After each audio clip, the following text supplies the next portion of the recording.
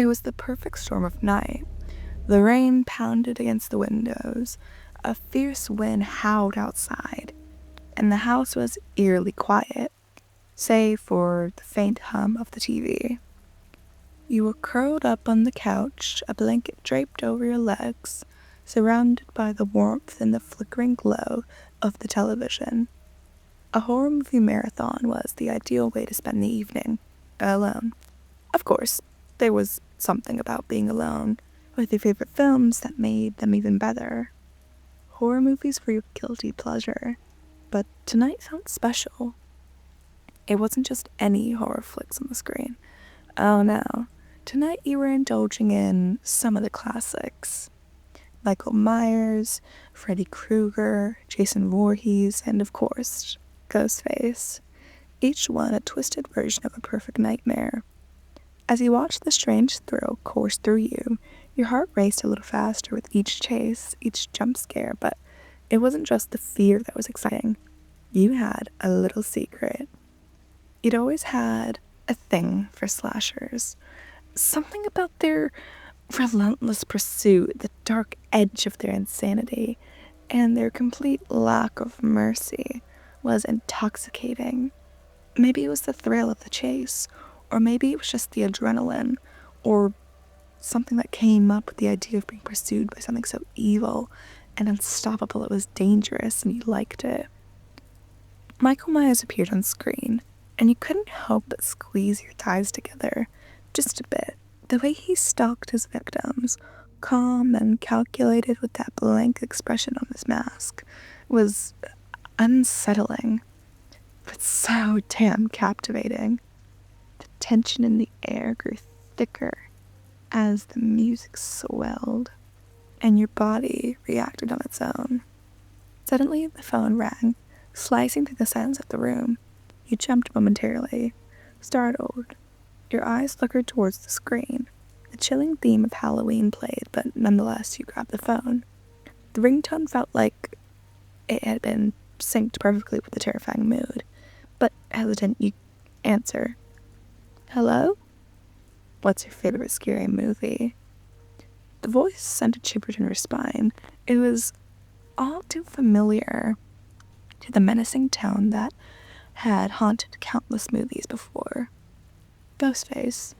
You almost smirked, half amused and half freaked out. This had to be a prank, right? You leaned back on the couch, trying to steady your nerves, and replied, I don't know. I'd say Halloween is up there. Halloween, huh? That's a good one, but I prefer a little bit more chaos in my kills. The voice had an unsettling edge to it, the playful, dangerous undertone. You could almost hear the grin on the other line. I like the classics, you said, trying to maintain the casual tone despite the butterflies in your stomach. What about you? What's your favorite? I like them all, Ghostface responded smoothly. But there's something about the chase that gets my blood pumping. You know what I mean? Your fingers tightened around the phone. A thrill of running through you. Was this real? Or was this someone messing with you? The voice continued. His voice was slow and deliberate. Maybe I'll come find you soon. I wonder if you're as good as running as you are as hiding. You could hear that smile in his voice, the same sort that sent a thrill when you look at the slashers on screen. You bit your lip, unsure if you should be scared or entertained. Before you could even speak, the line went dead. A moment of silence passed through you, the only sound in the room being your quickened breath. You looked at your phone, unsure if you should hang up or just sit there, paralyzed with both fear and excitement. Suddenly, the phone rang again. Your heart skipped a beat, and you answered it immediately, barely a second of protest on the action. Did you miss me? Ghostface's voice was low, almost teasing, as if the whole conversation was just a game to him. Are you actually here? You asked, your voice betraying you with a little bit of cracking. It was cracking under the pressure. You glanced around the room nervously, but the silence outside seemed to mock you. The only light came from the TV, flickering shadows that dance dangerously along your walls. No, but I will be soon enough. His words sent a cold shiver down your spine. You swallowed. What do you want? I don't want anything from you. Not yet, anyway. Ghostface's laughs echoed in your ear, but sending chills through your body. But I'll take what's mine when I find you. Before you could even respond, the line went dead once more. But the creeping feeling in your gut remained. You felt the pulse of the adrenaline coursing through your veins, a mix of fear and something darker. Your pulse throbbed in your neck. You couldn't shake the feeling that he was watching you, and that somewhere, something was out there. He was closing in. The phone rang once again. You answered it, quicker this time, your nerves betraying you. You really are a tease, aren't you? Ghostface's voice was sharp, now darker. You think you can play games with me and get away with it? You started, but he cut you off. I'm gonna gut you like a fucking fish. The words were cold, just filled with intensity that made your blood run cold. You can't hide forever. You froze, your heart thundering in your chest. Your grip on the phone tightened as your gaze snapped to the door, then to the window. Every shadow seemed to linger in the house for too long. Every creak in the house made you jump, your sense heightened at the point of madness. And then it happened. A loud crash echoed through the house. Glass shattering, followed by unmistakable sound of footsteps. The phone slipped out of your grasp, clattering to the floor as your breath caught in your throat. Your pulse raced as you listened to the straining, to hear anything, any signs of movement, any clues of what was happening. The wind outside howled even louder, but it wasn't enough to drown out the heavy footsteps drawing nearer. You took a slow, trembling breath. There was no way you were trapped. The house was still, too still. The sound of the glass shattering echoed in your ears. Every footstep was like a march of doom. Your heart pounded in your chest, every instinct screaming at you to move, to run, but your body was frozen in place, as if locked by the weight of the fear and anticipation.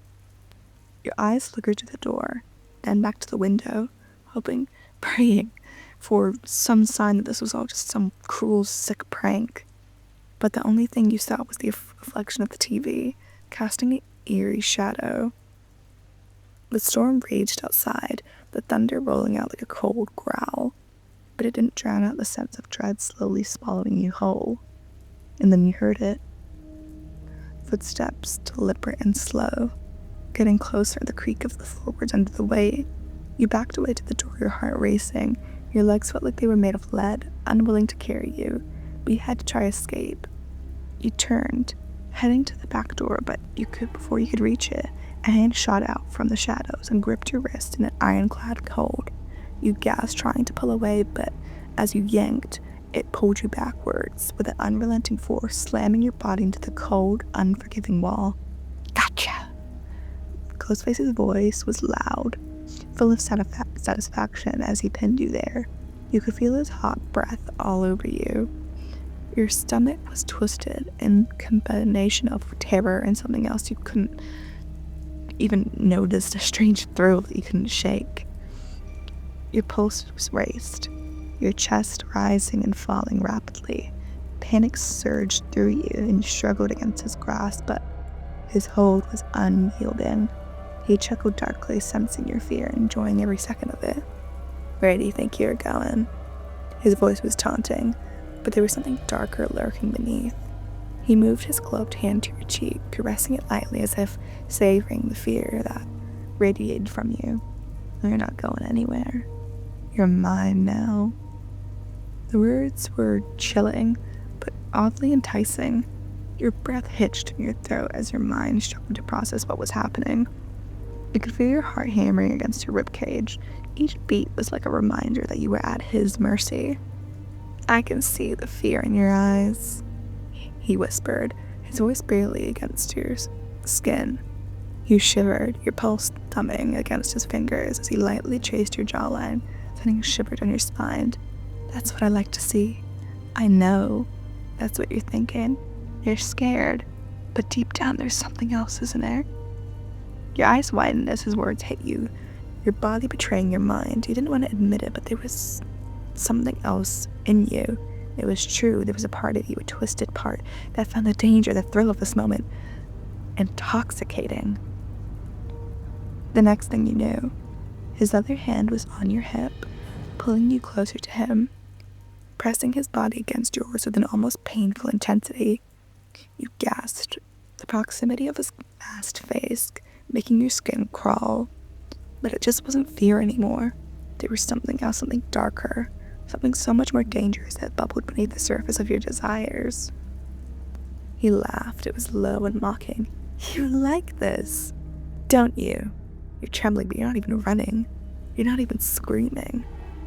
You couldn't deny it. You couldn't even find the words to argue. Your body betrayed you in ways that left you confused, unsure of whether or not to fight or to succumb. The growing tension between the two of you, but it was clear. He knew. He knew exactly what he was going to do to you. He knew what he was doing to you.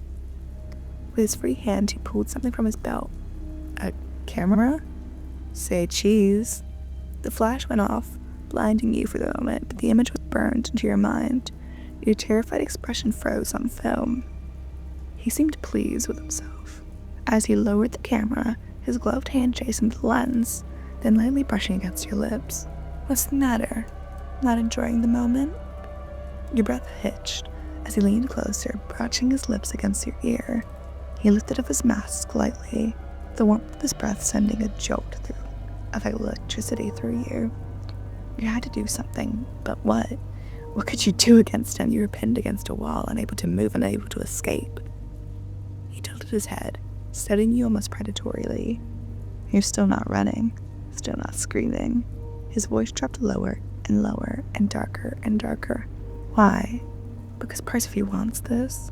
Because you like the danger, the thrill, the uncertainty of whether you'd make it out alive. Admit it, you've always wanted this, haven't you? Your breath hitched. He was right. You're not afraid of me, are you? He purred, his voice thick with amusement as he leaned in, pressing his body closer, his gloved hand sliding down to what rested on your hip. You shuddered, not knowing what to do. Every part of you screamed to run and to escape, but at the same time, your body didn't want to leave. Your heart pounded. Then, as if sensing your hesitation, he whispered. It sent a chill down your spine. You don't want to run. You want to stay. You want to know what happens next. The words hung like a curse. But as the tension reached its peak, just as the line between fear and desire blurred completely, you heard something shift. It snapped you out of your haze.